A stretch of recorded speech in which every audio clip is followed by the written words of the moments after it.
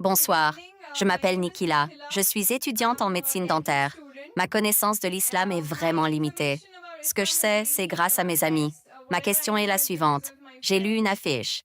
Ils disent que la musique et la danse ne sont pas acceptées en l'islam. Pourquoi est-ce ainsi?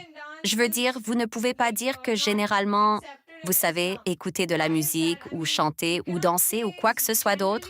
Vous ne pouvez pas juste dire vous savez, pour le Bharatnatyam ou pour n'importe quelle forme de danse, nous avons de la musique. Nous avons de la musique en général. Nous en avons aussi de la musique quand nous louons notre Dieu et même quand nous montrons nos émotions. Alors pourquoi dites-vous que la musique et la danse ne sont pas autorisées en islam? La sœur pose une question pour savoir pourquoi dans l'islam la musique et la danse sont interdites.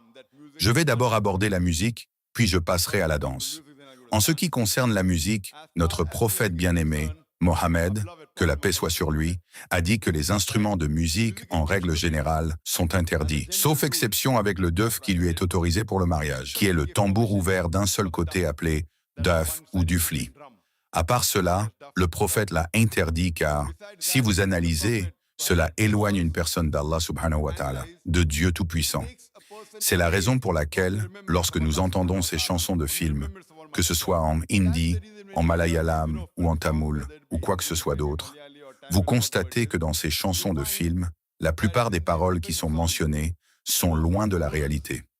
Vous savez, le héros dit à l'héroïne « Mentumar elie shantod kelekeanga » Mentumar elie sitaretod kelekeanga. Je t'apporterai la lune, je t'apporterai l'étoile. Nous savons que ce n'est pas possible. Aucun homme ne peut obtenir l'étoile ou la lune pour son amante. Mais pourtant, nous continuons à les répéter à cause de l'ambiance. Donc à cause de cela, la règle générale est que la musique éloigne effectivement une personne d'Allah, subhanahu wa ta'ala. C'est la raison pour laquelle notre prophète bien-aimé a interdit les instruments de musique, à l'exception du duf et le chant d'une personne sous certaines conditions. Par exemple, lorsqu'une personne récite le Coran, si elle récite le Coran, sa voix est belle. C'est autorisé car cela rapproche la personne d'Allah, subhanahu wa ta'ala. Les instruments de musique en fond sonore créent effectivement une ambiance différente. Sinon, chanter en soi, c'est mubah, permis tant que les paroles de la chanson vous rapprochent de votre Créateur Allah, subhanahu wa ta'ala. Si les paroles de la chanson vous éloignent d'Allah, subhanahu wa ta'ala, même ce type de chanson est interdit. Passons maintenant à la deuxième partie. Pourquoi la danse est-elle interdite? Il n'y a aucun verset dans le Coran, ni aucun hadith que je connaisse, qui dit que danser est haram. Mais de manière générale, quand les gens dansent, c'est pour se montrer aux autres. Vous savez, nous avons des spectacles de danse sur scène. Maintenant, vous faites du Bharatnatyam sur scène et des milliers de personnes vous regardent. Donc, normalement, vous devriez comprendre le but du hijab. Nous n'aimerions pas exposer nos femmes, nos mères, nos sœurs, nos filles sur scène, et des milliers de personnes regardent leur corps bouger. Donc, toute profession dans laquelle le corps est utilisé comme un spectacle pour divertir les gens est interdite.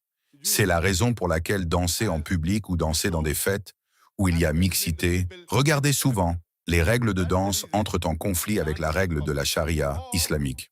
Normalement, lorsque vous dansez, vous le faites en duo, hommes et femmes, et la plupart du temps avec un petit ami ou une petite amie. De plus, vous dansez souvent devant d'autres personnes. C'est pourquoi cela est interdit, car cela enfreint le principe du hijab dans son sens premier. C'est cette raison qui fait que la danse est proscrite, car elle va à l'encontre du système du hijab. Vous devez également prendre en compte que, dans la plupart des cas, danser signifie être en public. Par contre, avec votre épouse, vous pouvez faire ce que vous voulez, tant que cela ne contredit pas la charia. En privé, mari et femme peuvent agir comme ils l'entendent, tant que cela reste conforme aux règles du Coran et aux enseignements du prophète. Si ces conditions sont respectées, alors il n'y a pas de problème. Cependant, comme la danse expose souvent le corps et implique parfois de chanter, de monter sur scène devant un public, cela viole les règles de la charia et du hijab.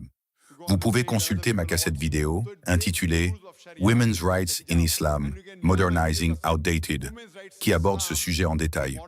Pourquoi les musulmans protègent-ils leurs femmes? Pourquoi les chérissons-nous? Pourquoi les respectons-nous autant?